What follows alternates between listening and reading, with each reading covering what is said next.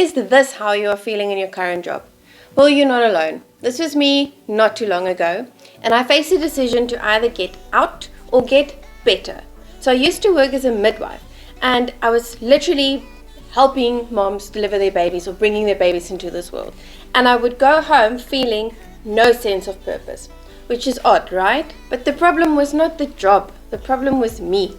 You can get a sense of purpose out of anything that you do, but if your heart is not in it, you won't get that rewarding feeling like I'm making an impact or I'm making a difference. Maybe you're also in an environment where you feel that you have opinions or you have ideas to improve things, but no one is listening to you.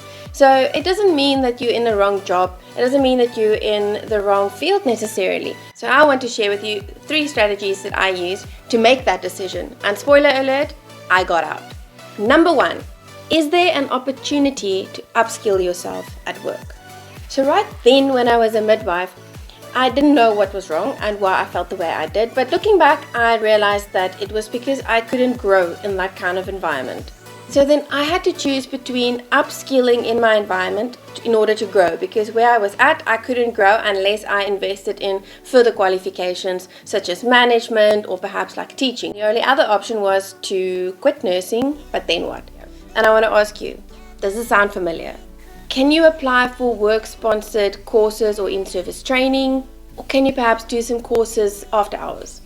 And if there is an opportunity, do you have the time that it will take to complete such a course? Do you have the finances to invest in a course if the work is not sponsoring it? So let's make it practical. Say you are in an admin position, but you've got a really creative side and you love playing around on your own Instagram account. Is there an opportunity at work to perhaps get involved in some of the posts on Instagram? Can you offer your time to go and take pictures, to get involved in photo shoots? Is there an opportunity to send in random videos from employees that they post on the Instagram account, to build a little bit of a relationship with the customers? But this leads to the second question, and then you need to ask yourself, if you are going to upskill yourself, will it lead to a promotion or will it lead to you getting more opportunities? And this is a little bit out of your control because this depends on the environment that you are in. At your workplace, do you think or do you know that they will give you an opportunity to take on more responsibility, to show what you've learned through a course? Do you think you will stand a better chance to get a promotion if you have gained additional skills? And this is something that I can't tell you. This is something that you don't 100% know. But you will have to look at the environment around you and ask yourself, how many people are getting promoted in the last year? Why did they get promoted? Was there any promotion at all? And I mean, be realistic with yourself. We all probably think we deserve a promotion, but just, are you the type of employee that goes to your work 8 to 5, that's it, you go home and you do nothing more? Because that is not necessarily going to lead to a promotion. Or do you generally give a little bit more than what they ask of you because you like to give more input? You enjoy contributing, and maybe if you do this regularly, they might realize that, hey, you are supposed to do this much, but you're actually doing this much. That's the kind of thing that people will notice when they consider someone for a promotion. And then the last question that you need to ask yourself is there an opportunity for you to get out? So whether the first 2 questions are yes or no, if there is no opportunity to grow at work and you want to get out, what are your options? Do you have a plan? Do you have the finances to take some time off and figure it out? Do you have any connection or network that you can tap into to help you out a little bit? Like, what are your options? It might not be true for everyone, but I don't think it's a good idea to just quit your job because you don't like what you do, but you don't have a plan B yet. It might actually end up to you being unemployed for quite some time or in between jobs because you haven't really figured out what you're going to do. So I want to show you this little quick table that I drew up at the time, and it will also be available to download below if you want to use it. I've got 6 scenarios, and it's basically going through the motion of saying, in the scenario, if question 1 is yes, question 1 is no, question 3 is yes, what is the kind of outcome that you can get? And in worst case scenario, question 1, can you upskill at work? No. Question 2, is there an opportunity to get a promotion? No. Question 3, can you get out? No.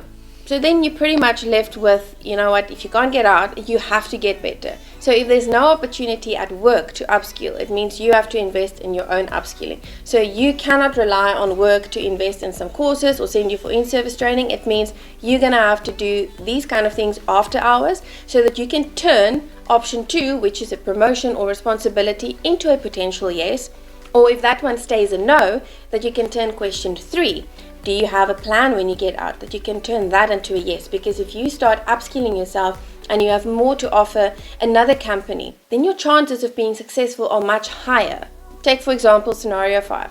Then it's a little bit of a tough choice because now you have the option that you can get better and you can get out. And this is where you're going to have to make that kind of call. And this is also where it's good to have a 5 or 10 year plan, because that might be the deciding factor. Did you see yourself in 5 years to be the CEO of some company? Then if you can get a promotion, it could be a good option.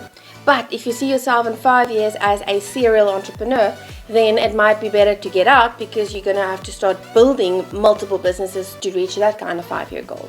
Because I got out, I pursued an MBA and made a complete career change. It was tough, but the toughest part was not necessarily the deadlines. The toughest part was breaking the mental barriers that I had personally of getting out and believing that I can make a success if I get out. So this little table is not a perfect process. I didn't have time for a perfect process.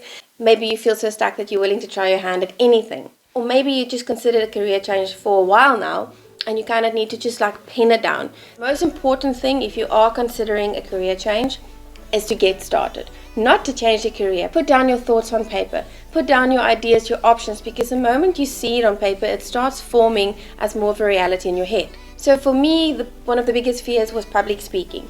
I was terrified and I hated it. I would be shaking and my heart would be racing and I'd be sweating and I would stumble over the words, but I really just wanted to get better at it. So I kept on practicing, and whereas someone else would go through a presentation 4 times, I went through it 14 times so that I could feel more prepared, and I actively started seeking out opportunities for public speaking because that was the only way that I knew I could get better, because then I would have practice. So maybe tackle your fear head on today. Face it, don't hide from it. If there is anything that is holding you back from making a change or making a decision, let me know in the comments. Maybe there are more people out there feeling the way you are feeling. And if you've ever considered starting your own business, you might want to check out these videos where I run through the principles of the business model canvas. But thank you for watching, and I'll see you in the next video.